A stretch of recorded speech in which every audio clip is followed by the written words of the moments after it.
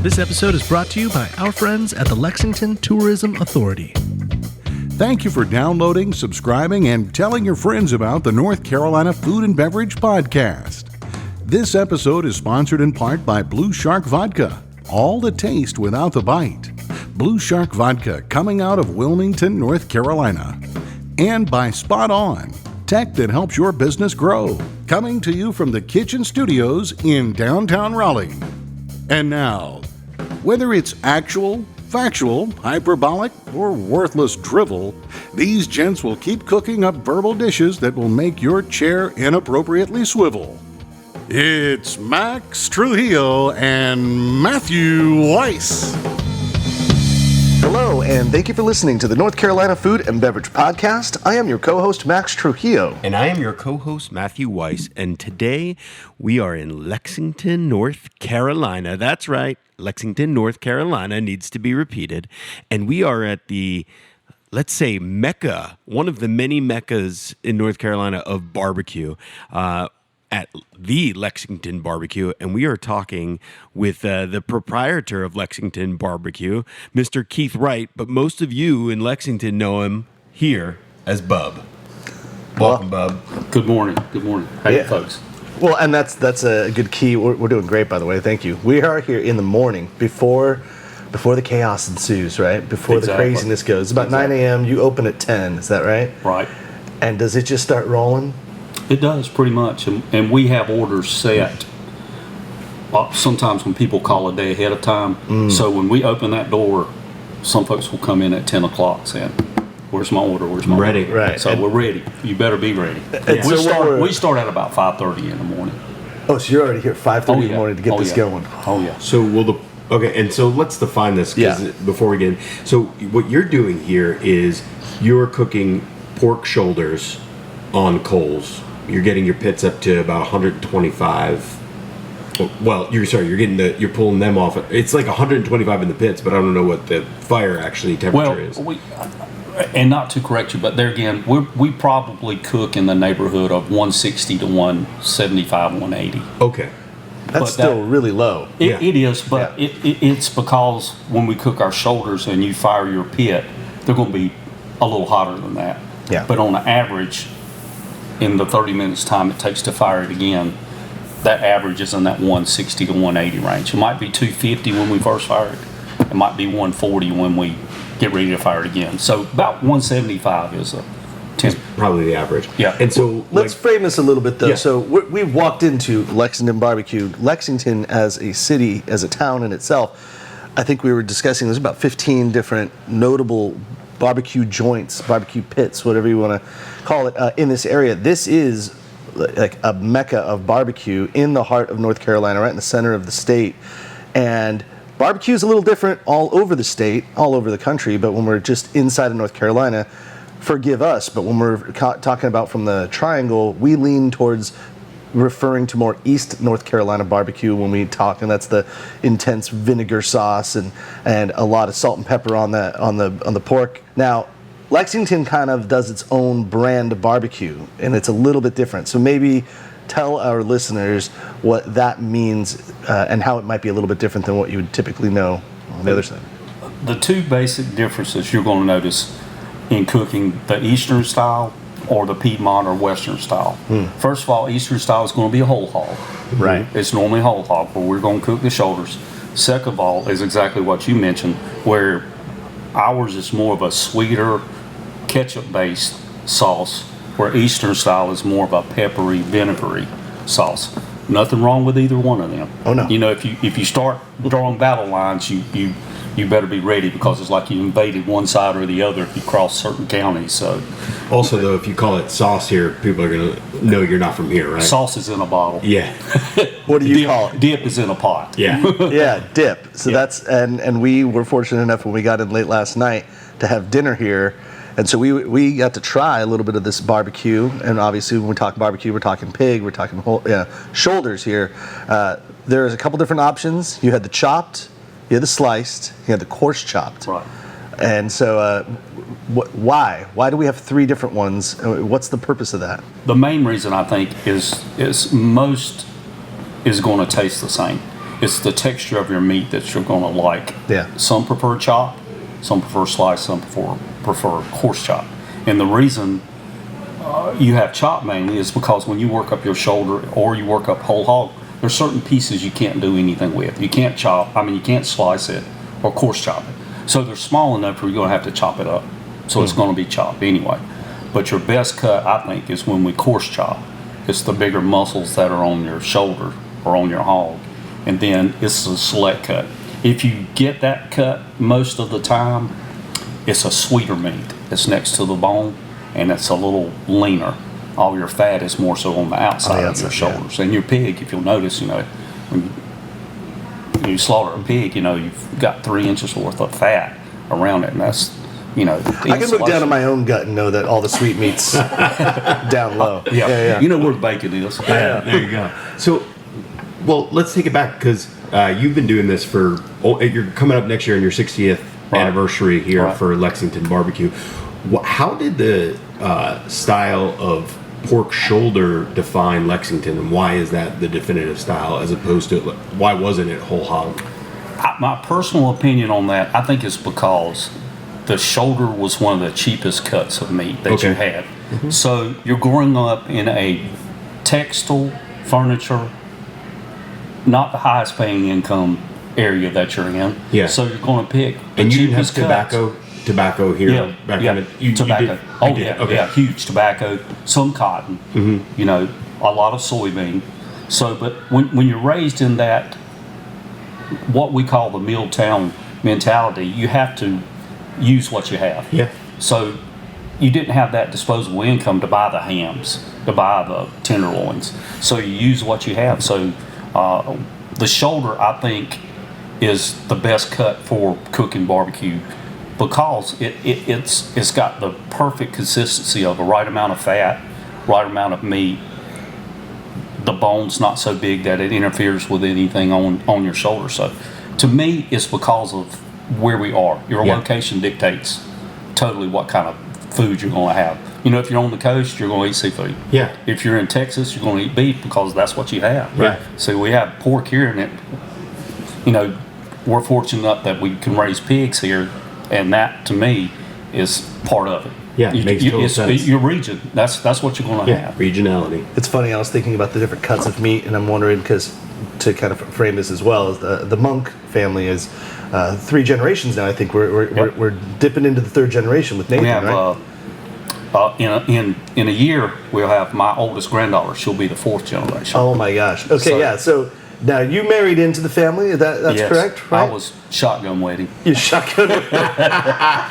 They're like, you had to get in. Had to get in. Like, we need someone to work the late shift on this smoker. Where's that guy, Bub? Yeah. So I was just thinking, though, I'm like, maybe the reason for the 3 different types of cuts of meat were just, it was just because as little kids they were like, I like mine chopped, I like mine sliced, and then they're like, oh, and just as me making like a sandwich with no turkey on it because for Charlotte, and then Alexander's like, oh, I'm a vegetarian now. And I make like 9 different meals a day for 3 people, know. But it's like everything's all individual. So it's like I'd love to know like that was just a residual. It's like no, just because we had picky kids, and then that's the way we did it. Yeah. But I bring that up though to actually talk about that kind of lineage and history. So. Walk us through who was the band that created, and then because I believe we have everybody actually in the building right now at the moment. I think we do. Which is not a common thing, right? To have all the generations, or is that common to have everybody here? I think it is in the barbecue industry. Yeah. If you look, I don't care if it's Eastern or Western style or Piedmont style. Look at all the families that have started the restaurants, and their children have all grown up in it. Yeah. And their grandkids are growing up in it. And I can remember when I first started, the older folks back then that I learned from, that were family members, and gosh, we probably have 10 families in Lexington that have barbecue restaurants. Right. And they're all great families. They all do a great job, but they grew up like we grew up, in that family like that. It's watching the Netflix barbecue chef's table where they went down deep with Rodney Scott out in Charleston. He's lamenting about how his dad was so domineering and it was a really tough upbringing, and how he had no life other than just smoking these whole hogs and doing all this. And he sounded like he hated all of it, and his life was so bad. And I paused and looked at my wife like, if he hated this so much, he didn't have to do this. But it's like, it felt like a calling. And I think his rationale, from what I gathered, was like, I always knew I had to do this no matter what. Just when it gets to be the point where I'm in charge, I'm going to do things a little bit more my way. And he kind of changed it a little bit more now, and now it's kind of what Rodney Scott Barbecue is here. Tradition, technique, recipe, all of that. Has that all been passed down? Has there been evolution? Is Lexington Barbecue, or Monks as we kind of familiarly call it here, similar to what it was in 1962, or is there any significant change that we've gone through in the process?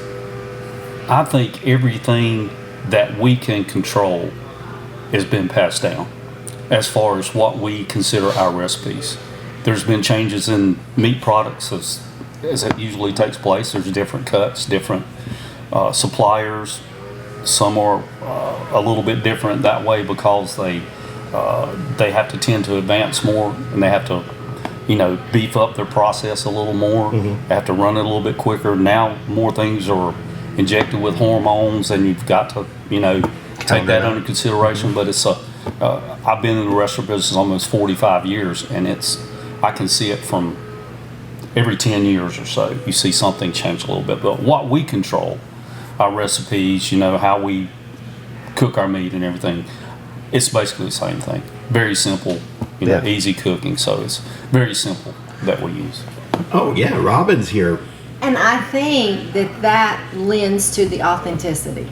From time to time, you may hear a sweet southern voice, and that is the voice of Miss Robin Bivens, who is the executive director of the Lexington Tourism Authority.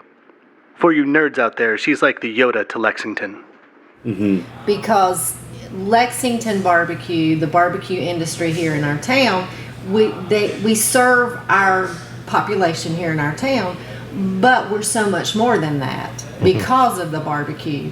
And when folks come from around the state, other states, across the water, they are looking for that authenticity that he's talking about. And so I think having that be the same, that's what it's about. It's branding, right? It is. Yeah, absolutely. It's like what we would call it now. It's like not so much stay in your lane, but define what you do. And if you changed with the times because somebody liked something that was going on in St. Louis or in Texas, well, then now you're just a copycat and you're not holding true. Right. It's almost like you're the ambassadors of this style, this culture of food, and so you have to keep it that way to preserve what the mentality is. That's right. Exactly. Robin, you mentioned to us that it was just anecdotal, but you were saying when you were in Ireland and someone referenced Lexington barbecue that they were told all about that being the best barbecue, and they heard this from Ireland. Right. It told tale across the country or across the world. So yeah, it's like you have to preserve what you're doing to keep it going. And that's why they can celebrate 60 years. Yeah. This episode is sponsored in part by Blue Shark Vodka. All the taste without the bite. Blue Shark Vodka, coming out of Wilmington, North Carolina. That Blue Shark Vodka, Boom. We're proud to have them as our new title sponsor, and they're made with non-GMO, heirloom variety North Carolina sweet corn, distilled 4 times into perfection.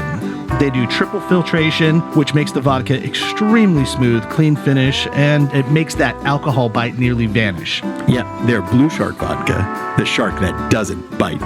Check out Blue Shark Vodka at bluesharkvodka.com. We talk to all types of entrepreneurs, restaurateurs on this podcast, and some of them are making innovative new tacos or salsas, and they're perfecting the classic brisket, but they are all working to turn that love of food into a business, and that's often the bigger challenge. Our newest sponsor is here to help. Spot On works with popular local restaurants like the Ruddy Duck Tavern and the Village Market in eastern North Carolina, getting them set up with new technology they need to stay competitive in this industry. It's the kind of tech that the chain down the street is already using, but made specifically for you, such as a cloud-based point-of-sale system that not only takes orders and payments, but also ties in online ordering to takeout and delivery. Then it breaks down all the data so you can tweak your menu or set your staff schedule. From fine dining to food trucks, Spot On's integrated restaurant management system can help make running a restaurant less stressful and more successful. And you can get this end-to-end solution built specifically for your needs by a real person, Tanya Manilo. She's a local Spot On account executive, and she'll be your partner the whole step of the way. Give her a call, 858-213-7820. That's Tanya M. at spoton.com. And Joe Van Gogh Coffee, serving the community from seed to cup, taking particular care at every step to honor the bean. This is Joe Van Gogh's organic Mexican Grappos Reserve, which is really delicious.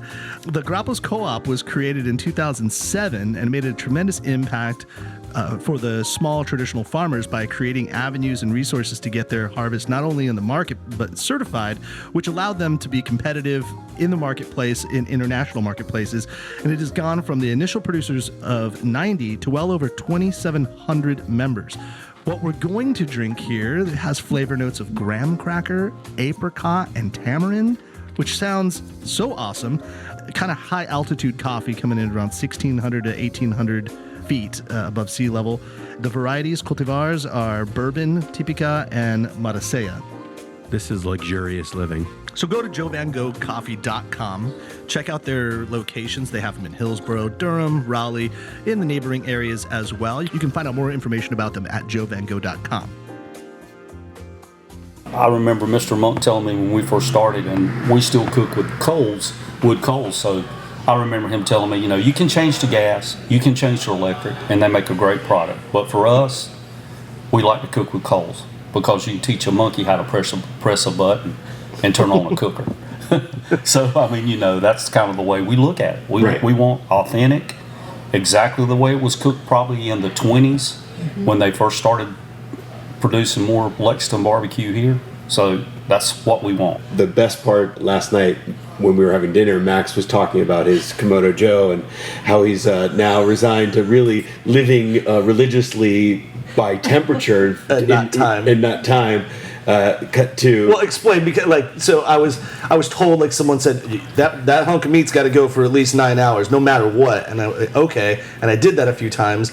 Found that I kind of overcooked the meat. Right. So then I went back, thermometer instead, put it in there, and I cooked to temp, which was I feel better. And so that same hunk of meat I might have been able to cook and get there at 7 hours as opposed to 9, and I took it off. All that, the first thing out of your mouth. We were talking technique last night. And I think, Robin, you said it was. And by the way, this is Robin Bivens, who's the director of marketing for Lexington, the city of Lexington. Yeah. And she, with her sweet Southern voice, took the piss out of Max by asking Bub, how do you know when to pull off the pork shoulder? He's like, Do you ever use this thermometer? No, we just touch it. Yeah. So whatever science I thought I was doing is wrong. But that's cool. So you mentioned and you revealed not anyone gets on that smoker back there. Oh no. In fact, how long does it typically take to earn the trust to finally get to be able to cook or to smoke a pork shoulder here at Monks? We probably train a cook probably a year and a half, maybe 2 years. With someone that really knows how to cook. That's incredible. Because it's exactly what you said. You can put a shoulder on or a cut of meat on there and look at a recipe and it says 3 hours.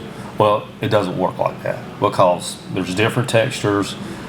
Their temperature might be a little different. Humidity, the type of wood you're using, all comes into play with that. Yeah. So our general rule is 9 to 12 hours.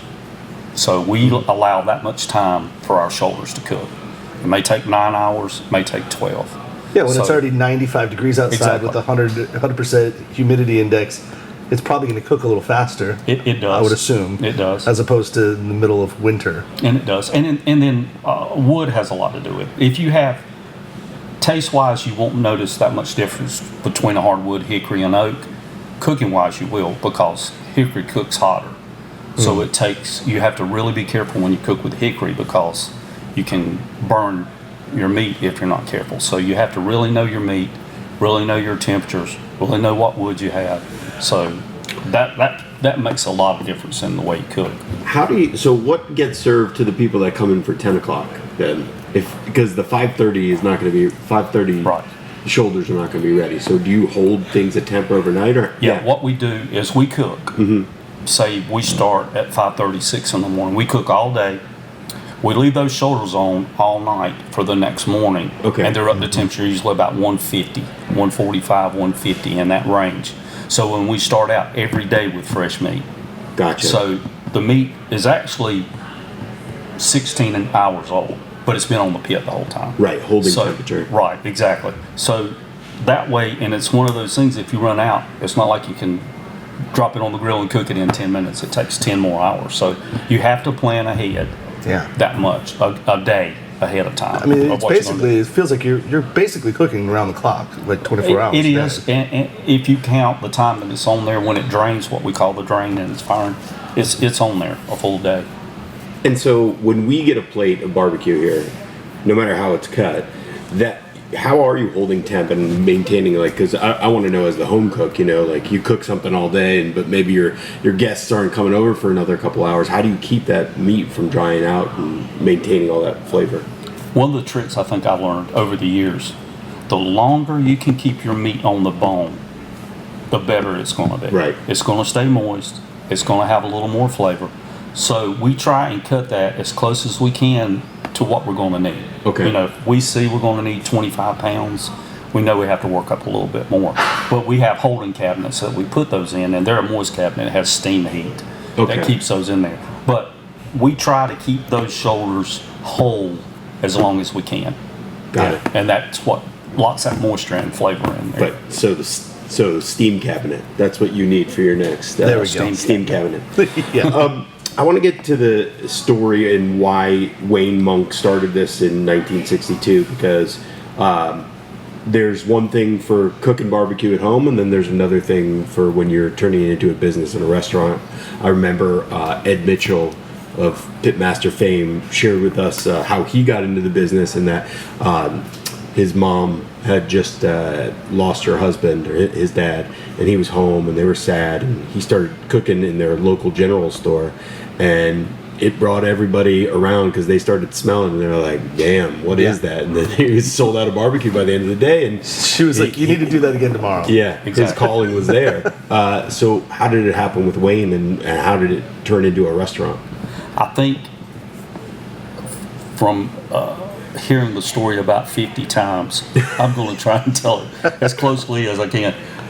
Wayne was 16. Okay. And we had a couple local barbecue restaurants around. So he was riding with a friend, and they were going to a restaurant. So we have curb service. That means they come out to your car and wait on you and bring I heard it was called a toot and serve. That's one of the names.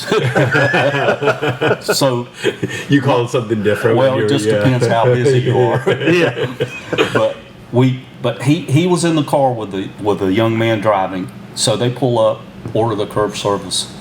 The owner comes out, and he tells them, he said, he knew the guy that was driving. He said, would you like a job? I need a curb boy.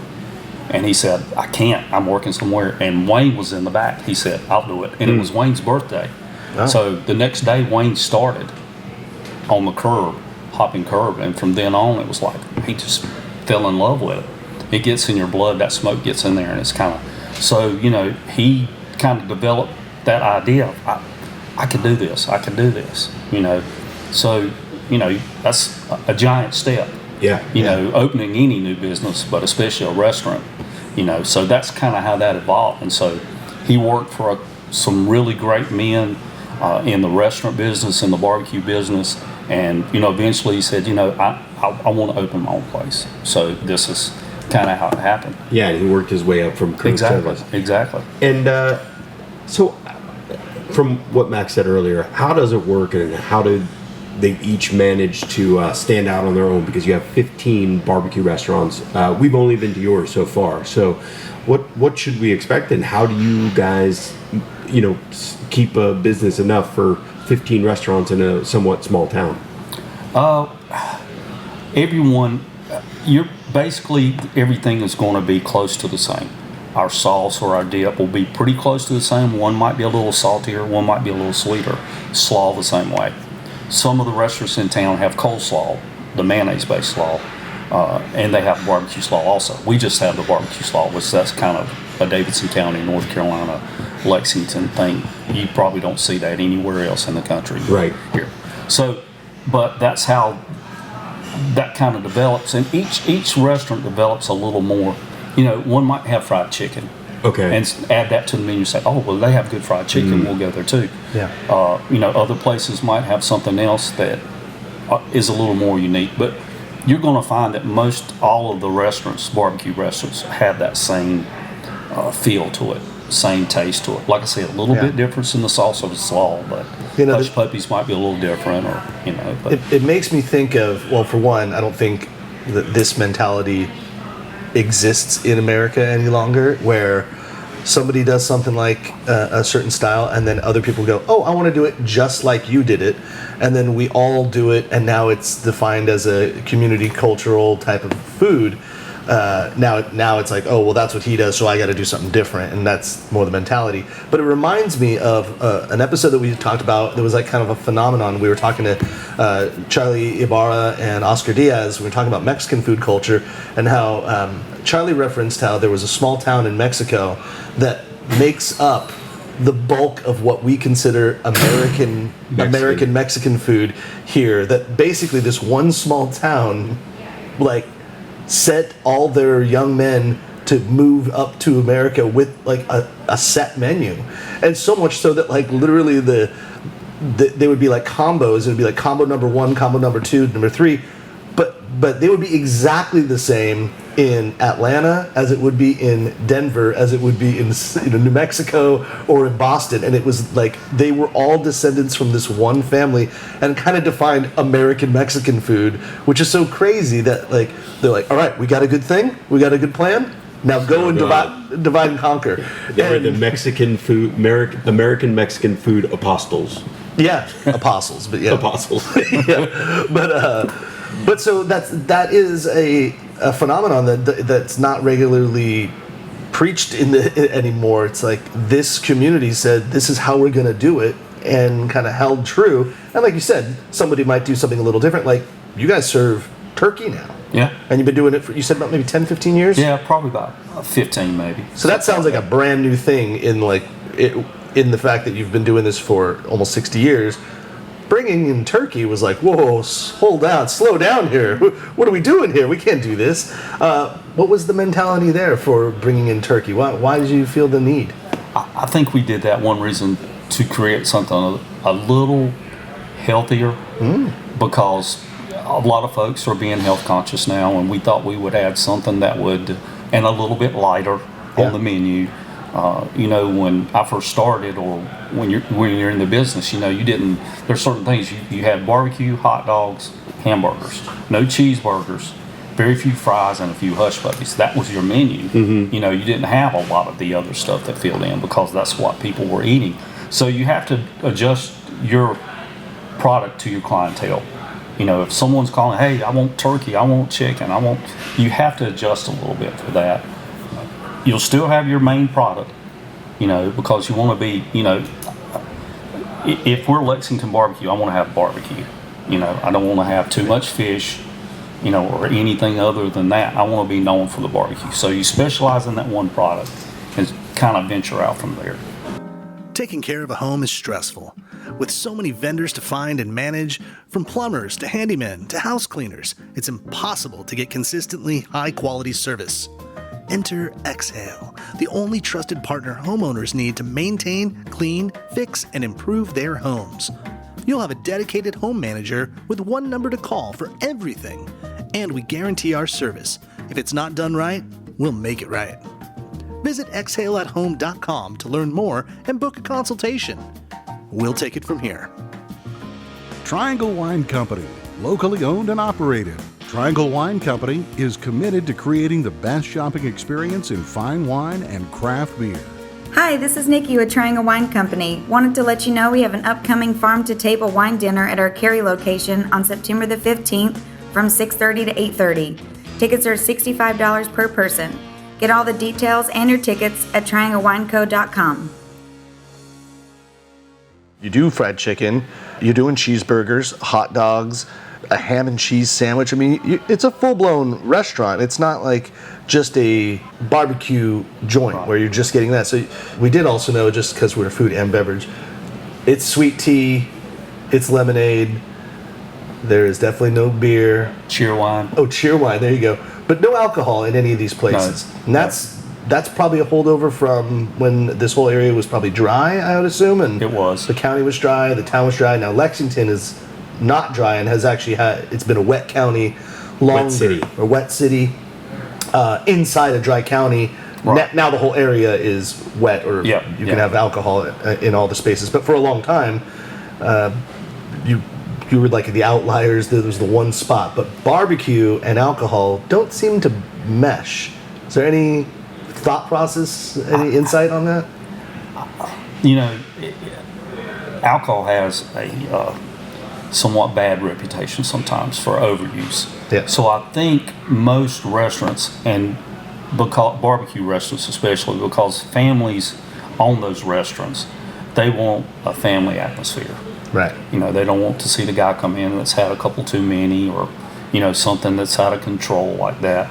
And we've all seen that and all been through that.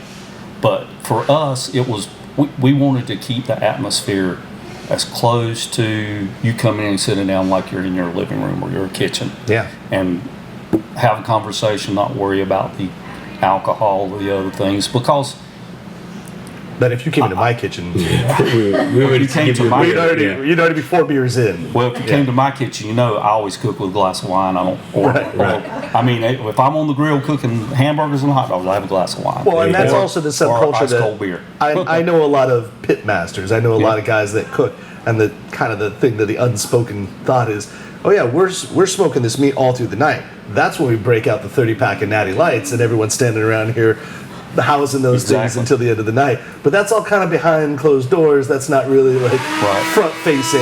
Right. Oh, but that's not front facing, so everybody knows what's. Oh, here we go.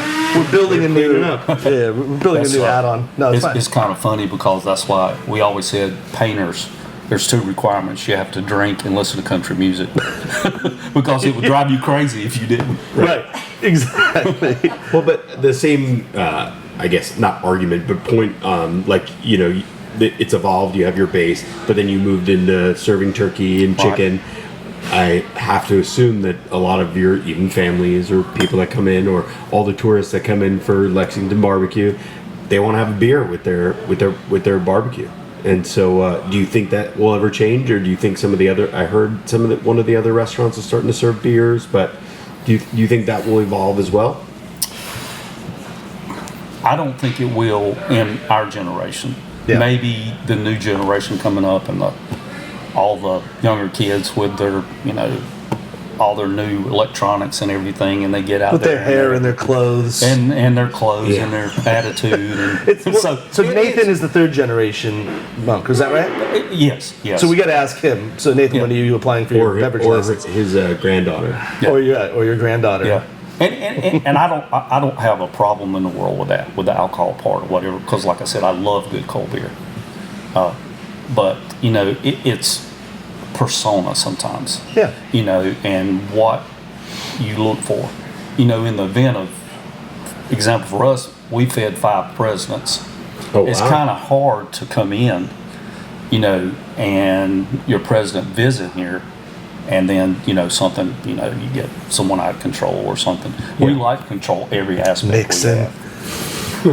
Nixon. So wait, so 5 different presidents have eaten here? Is that what you're saying? We fed 5 different presidents. I remember back in when, I think it was 82 or 83, when we fed, we went to Williamsburg for the economic summit and fed Jimmy Carter. Yeah, well, no, we fed Reagan, Reagan both Bushes. I mean, older Bush was there. Yeah. But then we fed both Bushes, Obama, Clinton. But we fed all of those. But I remember we had the summit there and fed 11 heads of steak. That last guy didn't show up? There. Well, sometime. I mean, he looks like he's had a lot of barbecue, but I'm not going to say yes or no. that's a good political answer. That's another way to stay up. But just to ask you about that for a second, do you feel like the community you would get a lot of backlash if, let's say, you offered beer on your menu? That's like a double-edged sword. Yeah. Because for example, on Wednesday night, we know we're going to get a church group in. Yeah. And they're 25 or 30 people every Wednesday night. Do you sacrifice that part because they're leaning towards no alcohol or whatever, or do you move a little more towards the right and say, or towards the left and let's open it up a little bit? Yeah. It's kind of that line where it doesn't bother us, that someone has alcohol, but we try and just stay in the middle as much as we can. We try to complement both sides. We feel like if you can come in here and get a good meal, you don't need alcohol or whatever, that's what we rely on. Well, let's bring it back to the barbecue. Right. You're going through, you said in a week, you're cooking how many pork shoulders? 60? 650 maybe, somewhere in that range. So we're talking about, I think, because doing the quick math, you're 11, 12 pounds a unit. So you're looking at like 7,000 pounds of barbecue being consumed in a week. So if that's not enough to just keep the lights on, I mean, it seems like it's more than to keep the lights on. That's to be a healthy business. It's not like the beer or the lack of beer is slowing you down. And why mess with a good thing? And that's kind of been the mentality since the beginning about recipe and style. Exactly. That makes me very curious. Walk us through, I want to know what your smoker setup looks like. Visually, like, take us down that little path. How does the effectively your kitchen, your smoker, how is it built? What's it look like?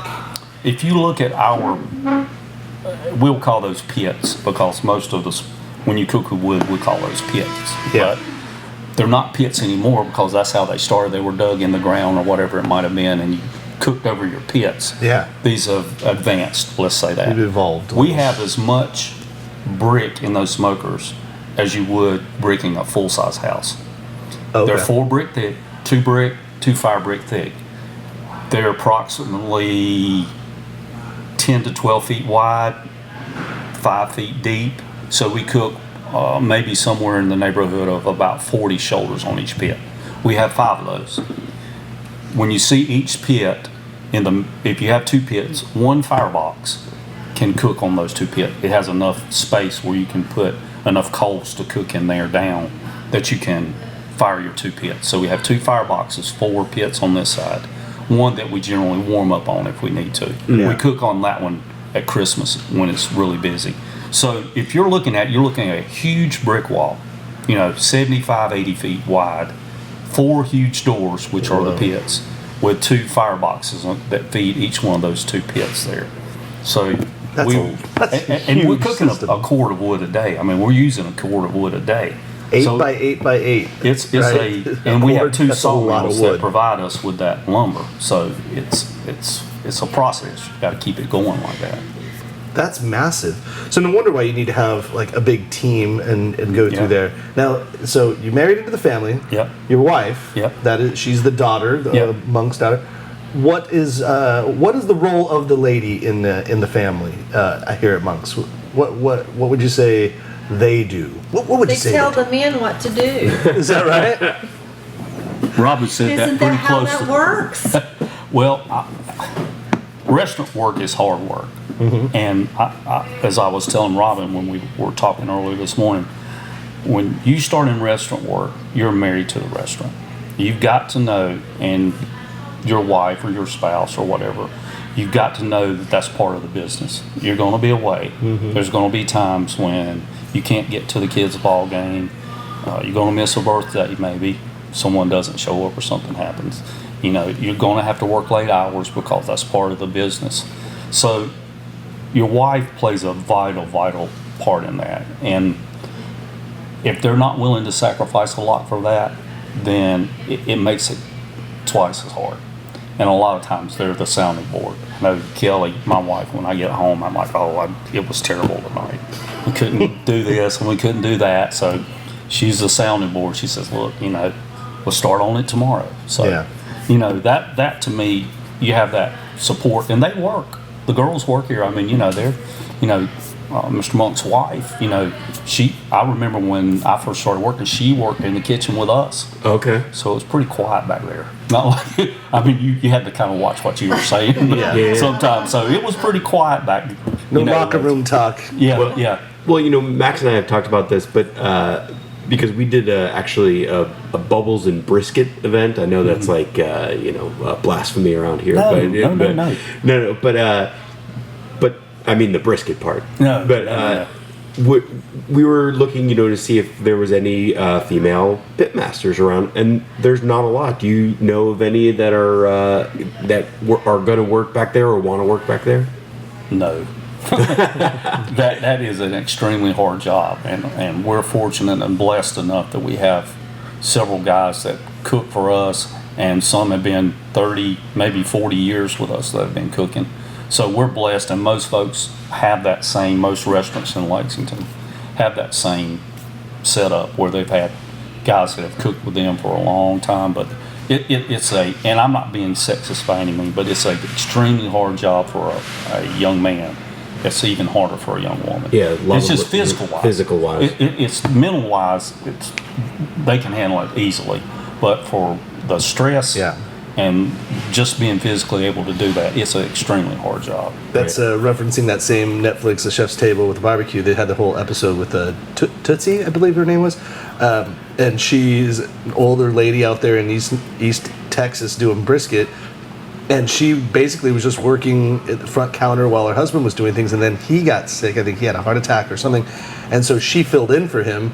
Cut to now, she's a little old lady, but she's been doing this, and there's lines down the street for her brisket, and she's in charge. But it's rare. She's like the only woman that I've seen that really is. Exactly. Not to say that there aren't a lot, but there really aren't a lot of women, at least in our not in the pits. Yeah, and from what we've tried to find.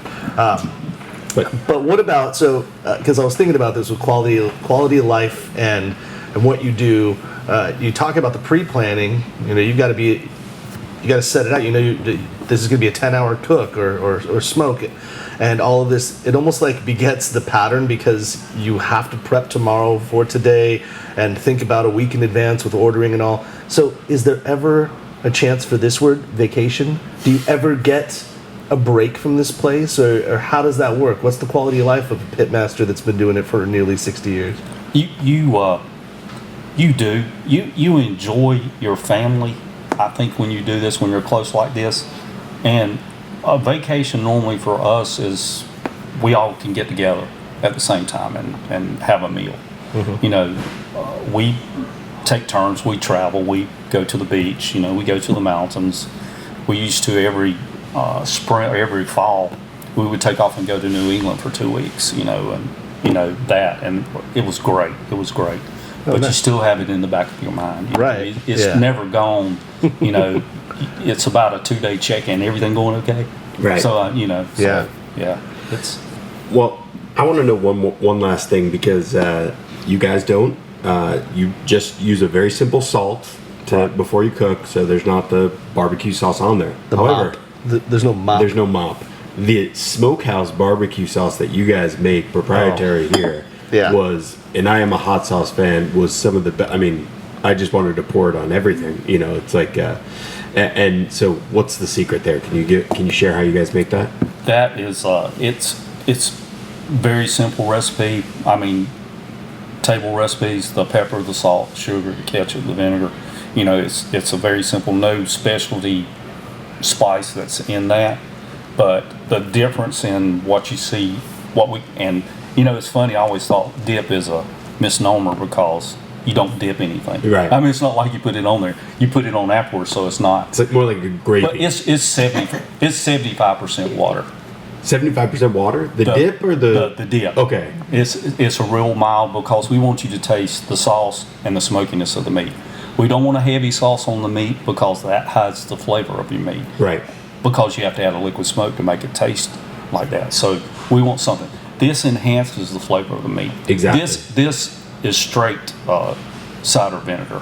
It has no cut with water to it. So that's where you get the bite from it. When you eat it and it hits the back of your throat, you're like, oh my gosh, that's pretty good. Yeah, it reminded me of like a hybrid of ketchup with like a Worcestershire sauce.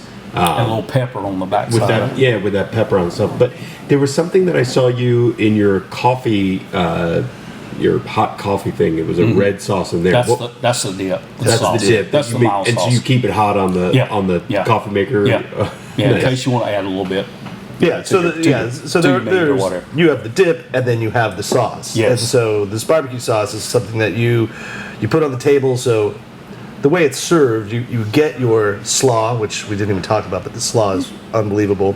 The chop of the slaw is what I really appreciate. It's finely chopped. Yes. And it's a red slaw too, Yes. right? So Yes. you're throwing. What does that mean with the red? Is it because of the vinegar It's that you're the putting ketchup. in? It's the ketchup. If you will notice the same sauce, if you take coleslaw for example, it's basically salt, pepper, sugar, vinegar, that you're going to make cabbage. Yeah. So No ours is- mayo.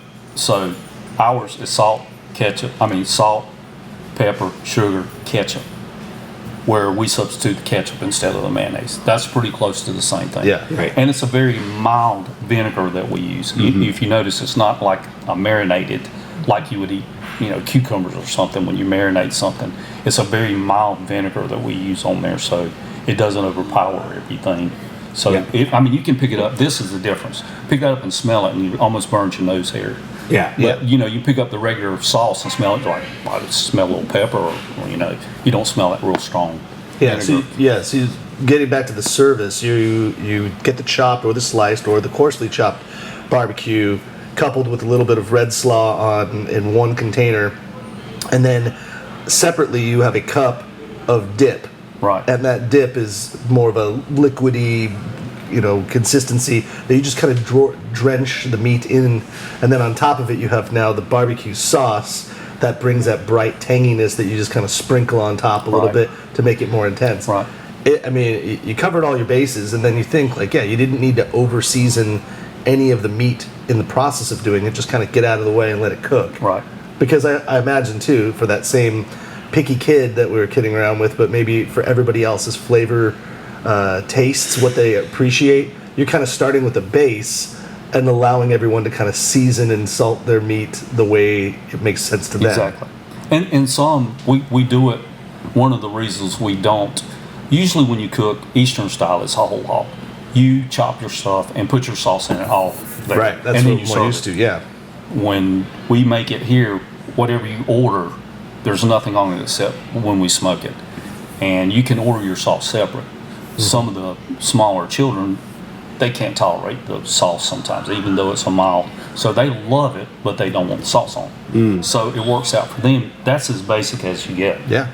And then you move up a little bit if you want your sauce, your tanginess, your Tabasco, then you can move up from there. Yeah, you can even spice it. Because heat if you it up. start hot, you can't work your way Yeah. down.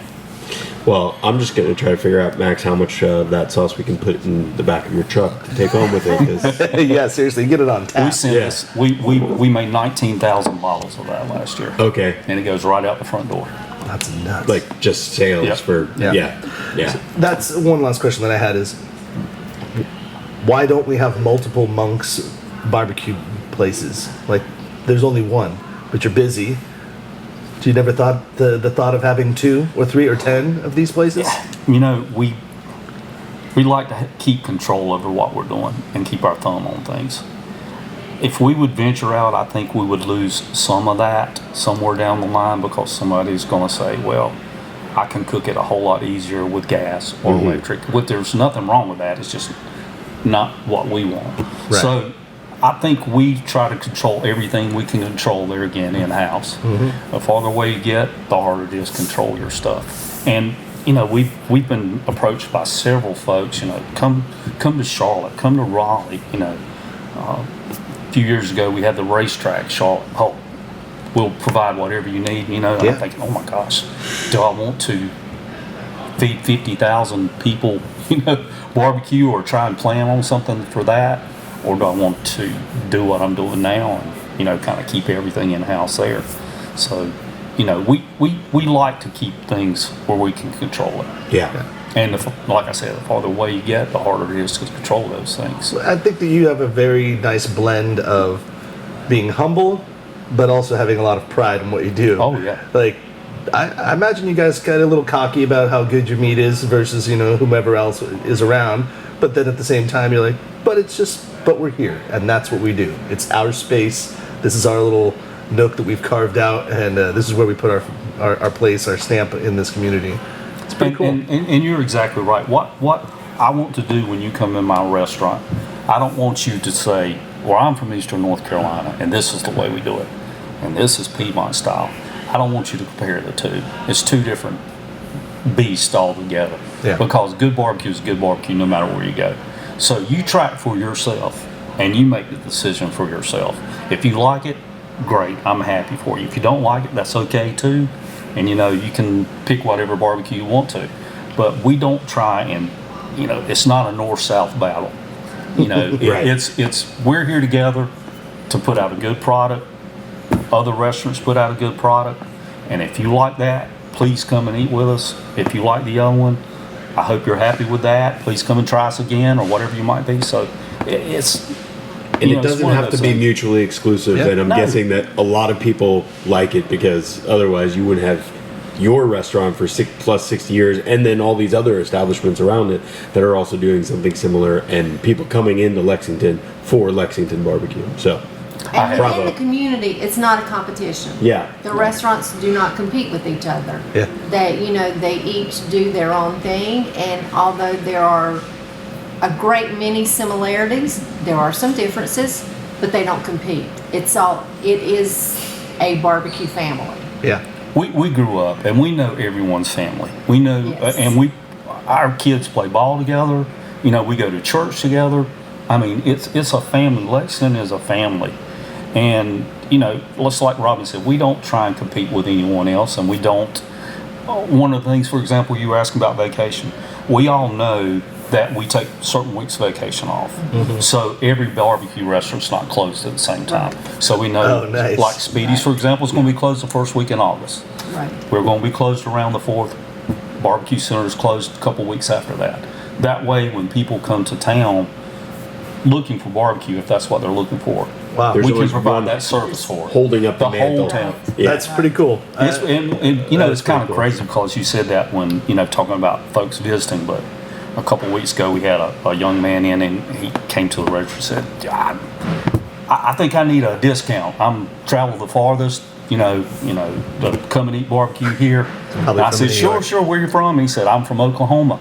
I said, man, that's great. I said, but you just missed it. We had some folks from New Zealand in a few months ago. You barely missed it. But, Yeah. So I mean, that's came a what little you- farther. Yeah. So I mean, that's the mentality that you have in Lexington.